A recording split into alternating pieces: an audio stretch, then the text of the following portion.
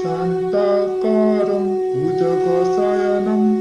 पद्मनाभं सुरेशं विश्वाधारं गगनसदृशं मेघवर्णं शुभङ्गं लक्ष्मीकान्तं कमलनयनं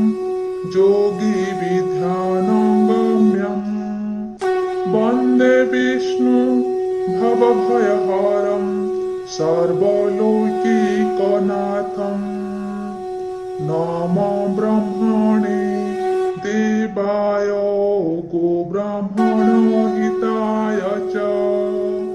जगदीताय कृष्णाय गोविन्दाय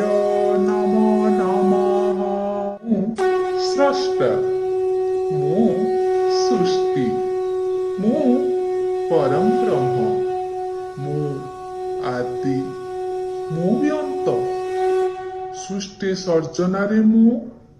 सृष्टि संहारे भी मु लीलामय अपूर्व मोर लीला खेला ए ब्रह्मांडर प्रतिटी कोण अनुकोणरे मु परिव्याप्त मु आसे पापर विनाश करी धर्म संस्थापन करने मु आसिले जड़ हुए जीवंत ए ब्रह्मांडर प्रतिटी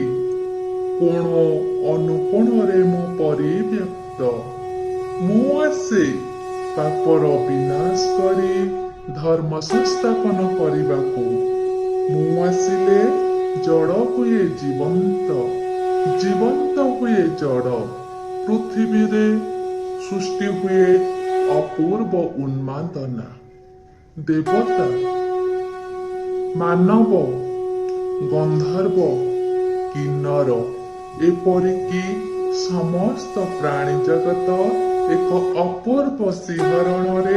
विमोहित हुअन्ति यमुनार अथल जलराशि फुली उठे मो स्पर्श पाई पाषाण प्राण भरे मो स्पर्श जुगे जुगे मो लीला खेला अपूर्व मु भावरे बंधा भक्तर भगवान संसारर मोह माया त्याग करी मोर शरण निय